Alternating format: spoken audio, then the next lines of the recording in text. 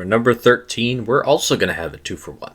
The island nation of Mauritius and the nearby Chagos Islands, which in the near future may become part of Mauritius.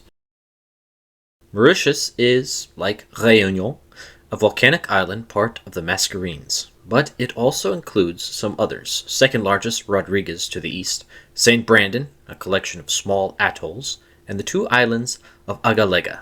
All of them sit on the undersea Mascarene Plateau, product of the big hotspot now under Réunion, leaving all of Mauritius's remaining volcanoes either dormant or extinct. The inner workings of the planet are still largely a mystery, but it's theorized the Reunion hotspot began some 180 million years ago and had a part in breaking up ancient Gondwana land, and continued creating a chain of islands, the Laccadives, the Maldives, and the Chagos Archipelago, as well as the Mascarene Plateau. The Chagos-Laccadive Ridge and the Mascarene Plateau were separated beginning about 40 million years ago by the spreading of the Central Indian Ridge. The Chagos Islands are a collection of atolls and reefs. The largest island is Diego Garcia, but the Great Chagos Bank, lying just below the surface, is the largest atoll in the world, larger than even Mauritius itself. Mauritius and Rodriguez experience a wet November to April and a drier June to October, but on the windward side, they're pretty rainy all year round. The other islands are further north near the equator, with no dry season. The inland plateau of Mauritius is cooler than the tropical lowlands. Mauritius and Rodriguez also complete the Mascarene forests with their endemic species. Most famous of all was a large flightless pigeon called the Dodo. Meanwhile, the Chagos Island forests are ecologically related to the environments of the Maldives and Laccadives, and more broadly with India. It's likely Arabs first discovered the Mascarenes in the Middle Ages, as they were apparently recorded on a 16th century Portuguese map with Arabic names. Already, Portuguese had discovered St. Brandon, which they labeled Cargados Carajos, full crow's nests, more of a warning to look out for shoals than a name, as well as Agalega, probably after João da Nova, for whom João da Nova Island is also named. He was Galician by birth, a Gallego. Diogo Fernandes Pereira discovered Mauritius for Portugal in 1507, naming it after his ship the Swan, Ilha do Cisne. He seems to have named Rodriguez Diego Fernandes after himself. 1512, Viceroy of India Pedro Mascarenhas gives his name to the island group. 1528, navigator Diogo Rodrigues gives his name to Rodriguez, which sticks. The Chagos Islands had been encountered by Maldivian sailors for a while, but only around 1532 were they charted by Portuguese, named for the holy wounds of Christ, Baixo de Chagas, the largest Diego Garcia after an explorer. An account by King Hassan IX of the Maldives claimed the islands for his kingdom, but this never goes anywhere. The Portuguese ignored these islands. They had bigger fish to fry elsewhere. So naturally, their nemesis, the Dutch, moved in.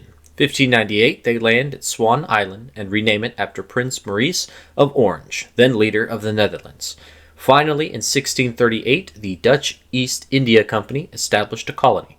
The VOC, as they were known, will become a character in a different story. But for now, on the island, they exploit local ebony trees and begin growing sugar, disrupting the local environment. This turnover to human use stressed local life, including the dodo, which goes extinct by the end of the century. The Dutch imported slaves from Madagascar, many of whom escaped inland. Colonizing virgin land is never easy, and the Dutch experienced reverses and difficulties taming Mauritius. They abandoned the island in 1658, before trying again in 1664. 1666, they found the city of Warwick Port. Despite initial successes, the VOC definitively abandoned the island by 1710, focusing on Indonesia and the Cape Colony. Already established on Ile Bourbon, the French East India Company scoops up the empty Mauritius, calling it Ile de France. The Cargados Carajos was also claimed, named St. Brandon after the patron saint of sailors. 1735, they founded Port Louis, becoming the center of their Indian Ocean holdings, which then included Rodriguez. Ile de France became a center of sugar production, and its population grew dramatically. The result was the development of a French Creole culture amongst the slave inhabitants. The value of sugar and the island's strategic location made Ile-de-France very wealthy, so naturally, perfidious Albion had to ruin it. The company was severely hamstrung in India following the 7 Years' War in 1763, and went bankrupt in 1769. All the French Indian Ocean islands then were bought by the French king. By about 1778, the French laid claim to the Chagos Islands. Their colony wasn't very successful, and in 1786, the British East India Company tried to claim it too. The upheavals of the French Revolution and Napoleon led to Britain capturing France's colonies around the world. 1810, they took Ile-de-France and kept it in the 1814 Treaty of Paris, along with the Chagos, Rodriguez, and the Seychelles. In fact, France was left with only Ile Bourbon. Now both of us have a stopover, Britain could say, keeping the better island for themselves, of course. In 1811, the French claimed Agalegas, lasting only long enough for Britain to snatch it up too. The island was renamed back to Mauritius, but French law and French language and its creoles continued to be used.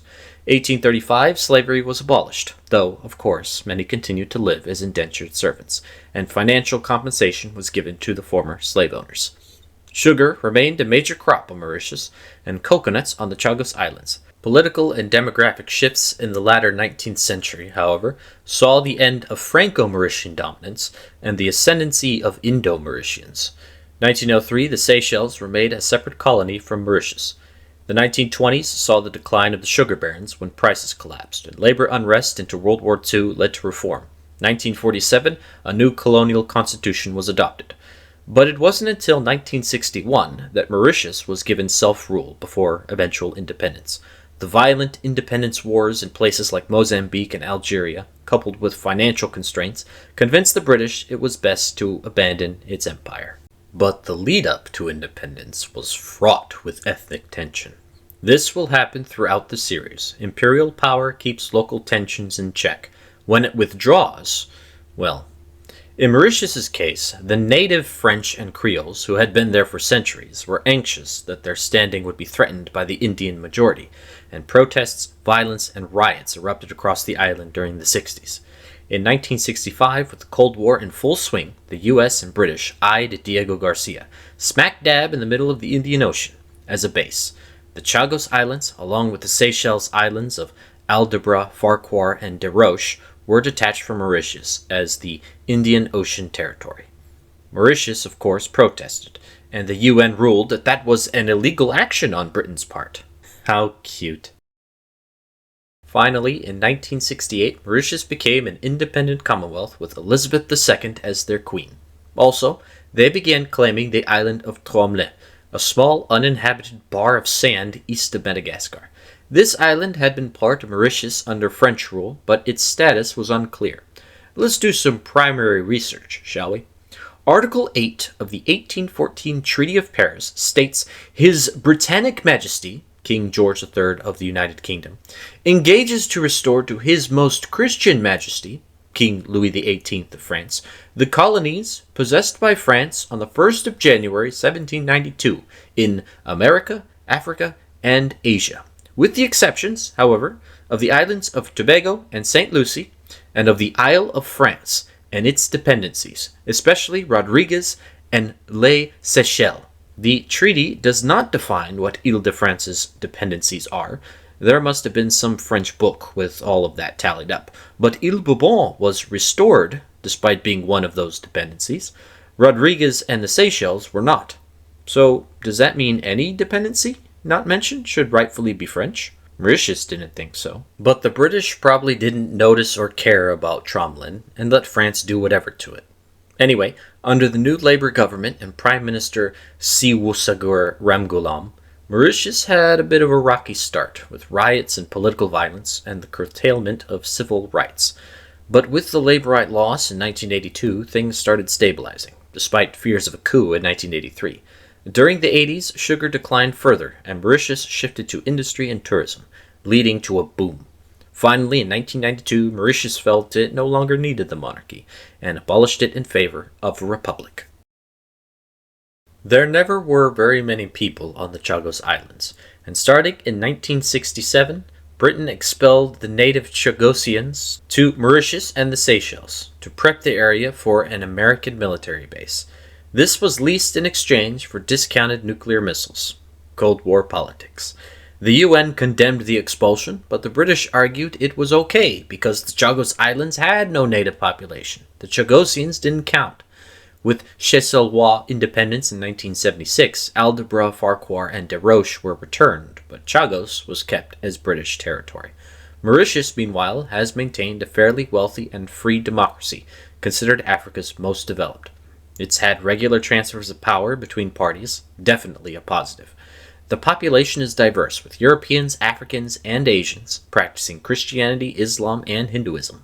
All but one of its prime ministers have been Hindus, but all religions are free to worship. Good to see an African country come into its own after independence. 2002, Rodriguez Island was given autonomy. Mauritius still claims the Chagos Islands and Tremblant, and in 2010, talks were made with the French to share sovereignty, but a treaty was never ratified. And, of course, over a half-century later, the Chagosians never forgot. Many wished to return to their home. They received compensation in the 2000s, but the British reneged on their promise to let them return. International pressure and politics finally led to Britain agreeing to relinquish the Indian Ocean territory to Mauritius, probably sometime in 2025. But this has been complicated by the Mauritian Prime Minister disagreeing with the terms of the handover, and, of course, the considerations of the American military. It remains to be seen, and the Chagosians still haven't returned. Alright, we had some fun in Mauritius. Now we're going to finish up our first region, Southern Africa, with the Seychelles. I know it's more East Africa, but bear with me. See you next time.